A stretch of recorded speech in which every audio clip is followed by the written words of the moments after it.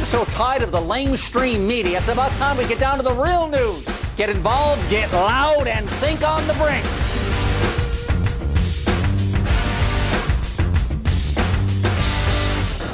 Well, it's always good to bring you a candid conversation, and certainly one about the state of politics and where we all find ourselves today. This is Malcolm Out Loud. Welcome to the show here.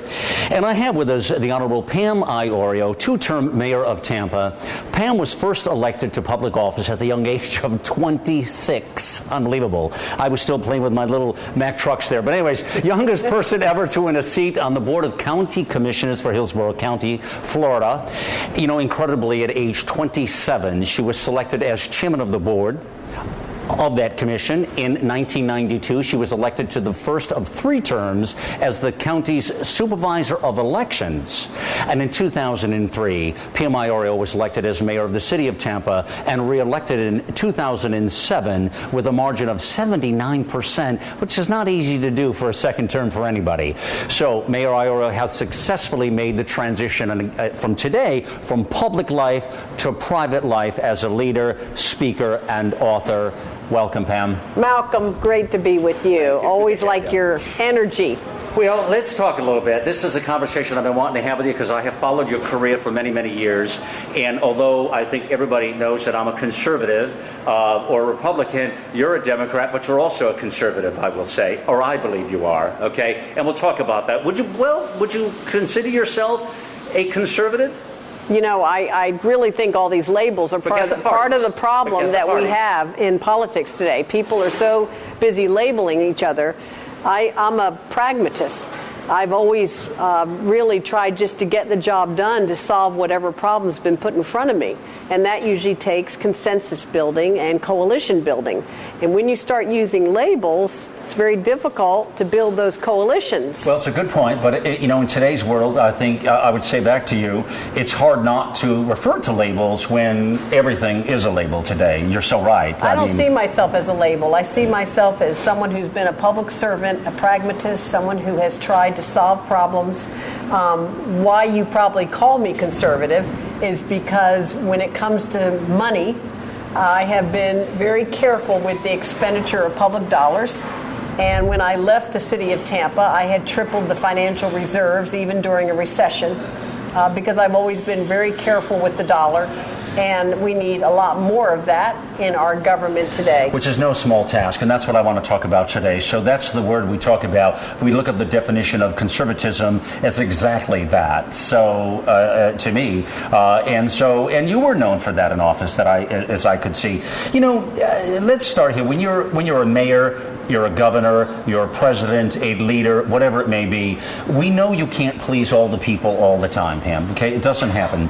You left office again with, it's a boastable 87% approval rate, and that people say, you know what, she did a fine job, and that's good. I mean, it doesn't always happen that way. What I want to know is how did you walk that fine line every day? Because it is a fine line. Well, I'll tell you what the key is, that I was not ideological. And I ran for mayor not on any party platform. In the city of Tampa, the mayor's race is nonpartisan. So your name's on the ballot, but you don't have your party next to it. When I left office in 2011, I had a lot of people come up to me and say, you know what, Pam, I'm not even sure what party affiliation you are. I always thought that was a real compliment. It meant that I took the issues as I saw them and tried to apply common sense and really tried to bring people together to find solutions to problems. I didn't see a drainage issue or a wastewater issue or a museum issue in a partisan way. I think on a partisan level, it's probably impossible to get an 87% approval rating, because you're immediately divided by party and ideology, and automatically you have people say, I just don't like that person. Well, 50% of the people are going to disagree with you, and 50% of the people are going to agree with you. That's exactly right. Which is why these races are always 52-48 or something like that. Correct. You just have to try to appeal to that little narrow segment that's less ideological. And in politics, that's the case, if you're going to win the election, obviously. Strange times in America right now, Mayor. I mean, it really is. I mean, you've got, on one hand, Occupy movements that have sort of taken over some of the sound bites in recent times. There were just some recent riots out on the West Coast with that in the last couple of days. So they haven't gone away by any stretch of the imagination. You have the Tea Party patriots on another side, people who are fed up with all kinds of things, your government over there. You have extremists on both sides, of course, which again is, I think, part and parcel of the problem. Then you get to the center, which is where I believe most Americans are. So gridlock seems to be, again, the order of the day right now that I'm seeing out there, okay? And it's not unusual, in the last year of a term, if you look at history, and you know that, you're a historian, you would certainly agree with that. We hear a lot about a third party. We hear, could there be? Would there be? Might there be someday? We have the independents, of course. And, actually, I talk to a lot of people that have your sentiment, but they're actually putting an I with their name. They're removing the R and the D entirely because they're fed up with both parties. It's something I talk about every day on radio somewhere in this country. So, will we ever have a third party in this country? Could it develop? It's difficult. When you look at history, we certainly have had a history of third-party movements, but they've been movements, and then they've tended to fizzle. And, you even saw with Ross Perot in 1992, he got 19% of the vote. Was huge. That is a lot for someone to garner in the November election, but structurally we're still set up in such a way that the two parties dominate. And that was supposed to become, I believe, the Reform Party back there, if I remember right. Correct. Yeah, with Perot. Interesting. And we all thought that would take off as maybe a party at that point. But the difficulty is that you just don't, it's difficult to get a third party to have the kind of grassroots organization and movement within every county, within every state of the country. Yeah. And so without that kind of structural infrastructure, that's exactly it's very difficult. Yeah. So it's the political infrastructure we're speaking about, and that is really, I think, the challenge. One of the hottest topics, Mayor, recently that I've been addressing on national radio sort of these past few weeks here is does the Supreme Court, the United States Supreme Court, need restructuring? There's been some very, very controversial topics, of course. Immigration in Arizona, which was a national problem in conversation. Of course, healthcare reform. And without going into those particular issues because they're too long and cumbersome to really digest at the moment, let's talk about the U.S. Supreme Court a moment, as I've been watching them. And again, I know you always, as a historian, look at these kinds of things. I recently sounded off and said that I thought it could use restructuring. And let me just say three things I suggested in my National Out Loud Minute. So, and you don't know what they are, so let me throw them at you and you tell me back, Malcolm, you're out of your mind, or maybe there's something there. I don't know. But here they are. One, I suggested we expand it from 9 to 19 justices. Less funny business going on at that point with 1 or 2 votes is my feelings, okay? 9 to 19 is what I'd like to see. Number 2 is I'd like to see a special committee formed to nominate justices, no longer the president's role. No more D's and R's, he's out of it, or she's out of it, whatever the case is, okay? Strictly a special committee now. Third, you have to be an independent. You cannot belong to a Republican Party or a Democratic Party to get on the Supreme Court in the future. In my Supreme Court, anyways, you have to be an independent. So it is an independent body of people, independently minded thinking. No more funny politics with our Constitution, which they don't uphold anyways. What say you, Mayor Iorio? Oh, my gosh. First of all, I think you're channeling FDR. Remember that during the early days of the New Deal, the Supreme Court knocked down most of his ideas. He had legislation passed in a frenzy. And one by one, the Supreme Court knocked down his New Deal legislation. Well, FDR was so frustrated that one of his ideas was to expand the court, and so that he could have more appointees to kind of change the way the court was using what he saw as judicial activism. The American public reacted quite negatively to FDR, and he, we know, was very popular, but nonetheless, on this score, they did not. Why? Because the American public understands intuitively how important this check and balance is to our system of government. The approval rating of the U.S. Supreme Court right now is at its lowest. It's been. The Supreme Court isn't supposed to have an approval rating. Well, they don't run for office. And that's why they are an effective third rung. Now, I think your idea of going from 9 to 19 would only help the black robe industry. But other than that, it would not be productive at all. You don't like that at all, huh? Not at all. All right. And let me just say another thing. When you say they need to be independent, let's Yes. remember where these Supreme Court justices come from. They start as an attorney. Okay. They run for the county court judge. Or a president or a Governor Bush in Florida reaches down and appoints a person, a Republican, right? He's not going to appoint an independent. Of course, that's my point. So a Governor Bush, if he were still governor of Florida, says, here, I want you, Mr. X, to be a circuit court judge. And then, after this person has served as a circuit court judge for a number of years, then a president one day says, who can I appoint to the District Court of Appeals? Here's a good person who has a good reputation, and lifts that person up and they become part of the Circuit Court of Appeals. And then after they've had years and years of experience there, so the person doesn't live in a little Martian bubble somewhere where they're not part of American society. They started their judicial career by being plunked out of the ranks of attorneys somewhere by a partisan governor and appointed to their first judicial post. So are they partisan or are they not partisan then? I think most judges try hard to be nonpartisan once they are selected. Okay, if that's the case, how do we have a Supreme Court right now that is always 5-4? And yet, what is the job of the Supreme Court? Their number one job is to defend our Constitution? Yes, but the Constitution is open to tremendous interpretation. Holy cow, if that weren't the case, we wouldn't have constitutional law professors, we wouldn't have reams of books.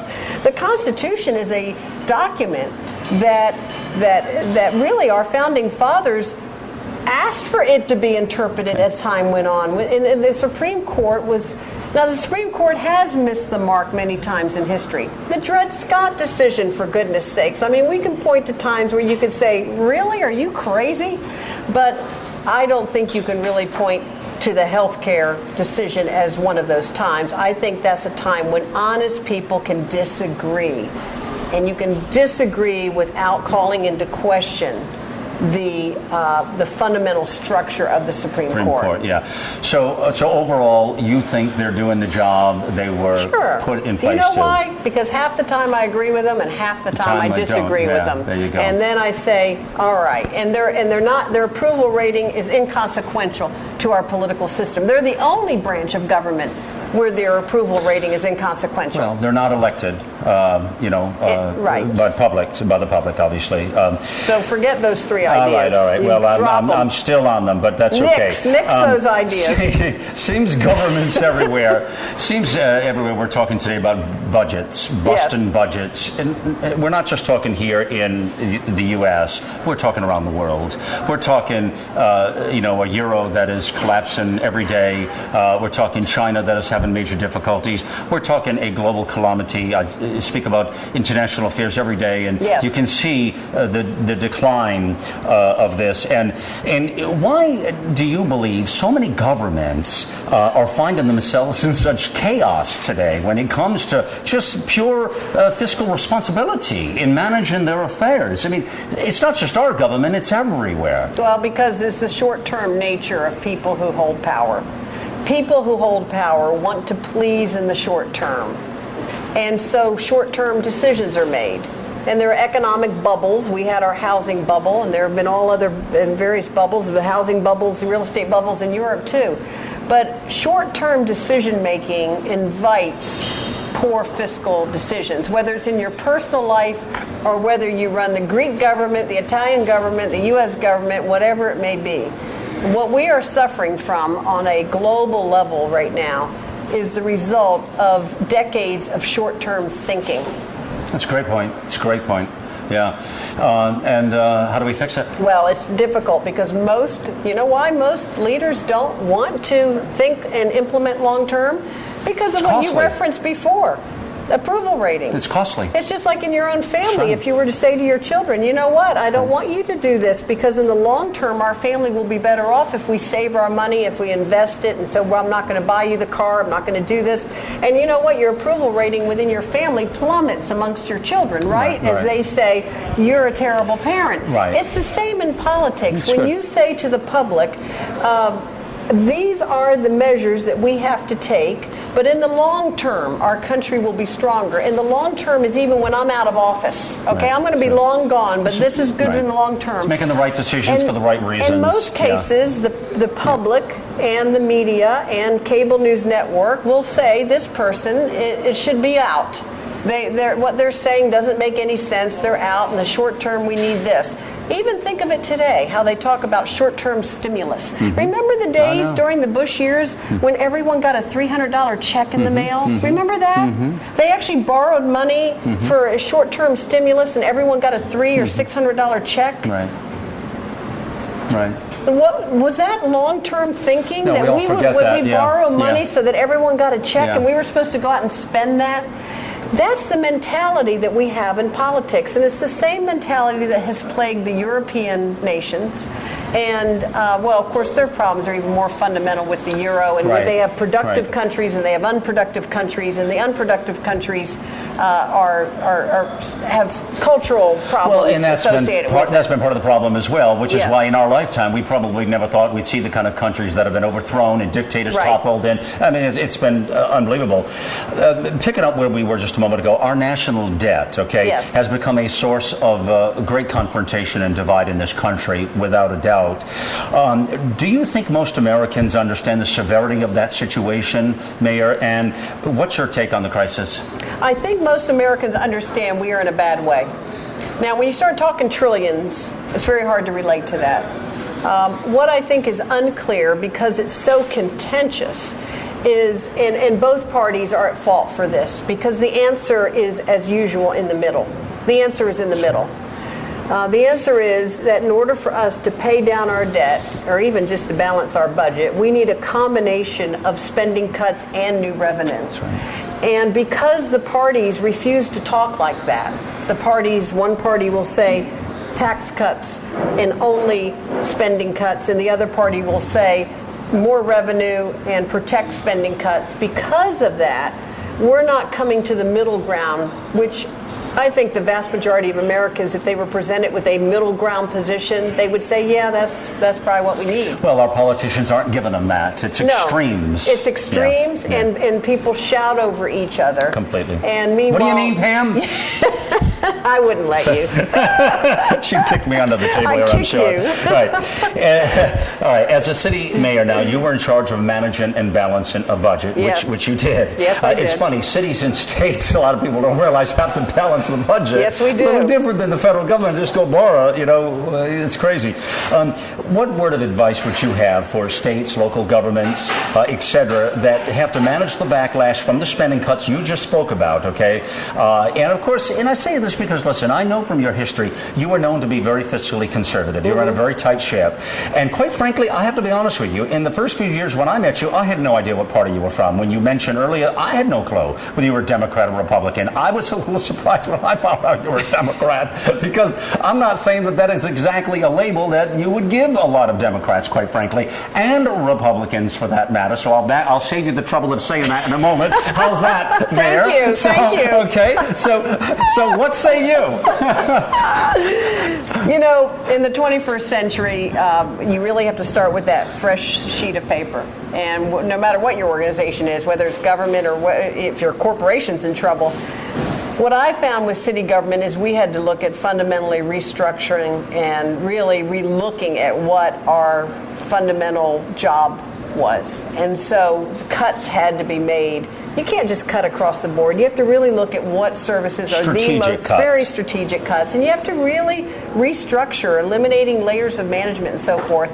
And then there does need to be a respectful discussion on benefits. Now, I think a lot of this talk on pensions is just not respectful. It casts people in a light as if they've done something wrong because they've worked and served the public for many years and get a pension that they've been planning on. So I think there needs to be a respectful discussion of how we can take the current pension system and in a very thoughtful and methodical way restructure it so it can be more affordable going forward.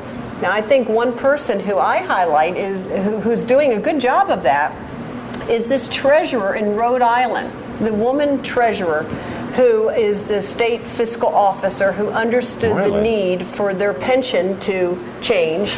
And rather than her going at the unions and at the public employees in a kind of mean-spirited way, she took her little bar charts and so forth and has traveled around the state explaining the fiscal disaster that awaits the state. And she's a good example of straightforward leadership. I need to send her my book. Wow, you should. I will. What's her name? I can't remember her name. Well, I mean, that's Isn't that terrible? I shouldn't have said that. But let me say this. The fascinating thing that dawns on me as you say that is Rhode Island is known to be one of the most corrupt political states in that area of the well, she seems the to be a pretty straightforward person. Yeah. So that's I will send her the book, but she already knows it. And we're speaking, by the way, of straightforward ways to live and lead. Mayor Pam Iorio's new book, so PamIorio.com. Yeah. All right, let's talk about President Obama for a quick moment. What advice would you give President Obama right now in the final stretch of his first term in office? Well, you know, you get down to the last months, and at this point, there's no advice you can really give too much. I have felt all along that there needs to be a clearer communication of what ails this country. You know, I mentioned Ross Perot earlier. Remember Ross Perot? The charts. The charts. And he would have it, he'd say, and he'd have his little bar chart, and he'd explain, and I know he had big ears, and a lot of people laughed at him and everything, but the fact is that people for the first time began to understand in 92 some of the fiscal difficulties our nation was in because of those charts. And I do believe that although President Obama is known as a great communicator, that he has not done an effective job of communicating with the average American in plain, simple, easy to understand language, accompanied by a couple of good charts, why we have some of the problems that we have. And I do think that the communication, if he is afforded a second term, I do think that the style of communication needs to change. And if Romney becomes president, then there needs to be some very clear, uncluttered communication on his part. Because communication is key to leadership. Yeah. If people don't understand what the problem is, they're surely not going to understand your proposed solution. Right. I think you bring up a great point, and I think it goes through our entire leadership. Congress, our entire structure of political leadership, I think, is not focused on exactly what you're speaking about, that communication with the American people. Yeah, and avoid the cliches, avoid putting things into, but how could they when they're only worried about the short-term gains that you already well, both parties are. Of course. Both parties are interested in the short term, which in this case is November. And then even after that, people say, oh, after November, well, then they'll care. Right. No, because the next short term is the next mid-year election, right? That's right. That's right. Yeah. All right, final thought here for you, and then I have something I want to mention to you. But first this, as a student of history yourself, Mayor, what can we learn from our past to predict our future? I can tell you this, that America's future is very bright. America's been through much tougher times than today. I mean, my goodness, look at the course of American history. I always like to point to that time right at the end of the Civil War, April 1865. The country divided, 620,000 Americans dead, the economy in tatters, slaves freed, but no prospects, Lincoln assassinated, and replaced by Andrew Johnson, who was one of our nation's worst presidents. We look at worse our than country. Barack Obama? Don't get me going here. Oh my gosh, worse than I almost did good getting through the entire program. Worse than Franklin Pierce. Okay, so here we go. And yet, what happened to our country in those years and decades after the Civil War? I just painted a picture that's far bleaker than what we have today. You bring up a great point. My goodness, our country not only survived, Malcolm, it thrived. And we became the leaders in the Industrial Revolution, and we rebuilt this nation. We have to have confidence in the American spirit and resiliency of the American people, and I think history tells us that the future is very bright. Mayor Pam Iorio, whatever you're on, we need to distribute that to the crowd, I'm telling you, because many people think the sky is falling. It's not but falling. I love your brand of attitude, of course. And just for the record, for everybody who's with us this moment and listening, and again to the mayor, I want to suggest to you, and those of you who know me know that as a conservative, you know I talk about Democrats and Republicans, probably a little more on that one side, but listen, in all fairness, here is a Democrat that I not only voted for, and I don't vote a party line. And again, I say this because I want to recommend more people. Don't just come down one side of the card, man. Look at people, look at the background, look what they're about. And so not only did I vote for you, but I helped you raise money, for God's sakes. So there you go. And here you accuse me all the time of not being fair and equitable. I haven't accused no, you. you Of that. did. Oh, they. The mysterious people out there are accusing. No. You're just slightly misguided. That's what it is. Yeah, but that's all right. I All mean, I think you can be reformed. Oh, there you go. Yeah, man. just hang with me a little longer. Well, obviously, I promised you a candid conversation and sort of a state of politics, and that really is it. It's so good to be with you. It's great to be with you, Malcolm. I love talking politics. I love talking business with you, but I love talking politics with you. You know, it's the best stuff. So, Mayor Pam Iorio, you can go to PamIorio.com and find a whole lot more out about her. I think when you look around our country at mayors, Tampa being a big city, she's a big city mayor with a big attitude and a vision for leadership in this country that I think we need so desperately today. Thank you for joining me. It's Malcolm Aloud. Remember, get involved, get loud, and think on the brink.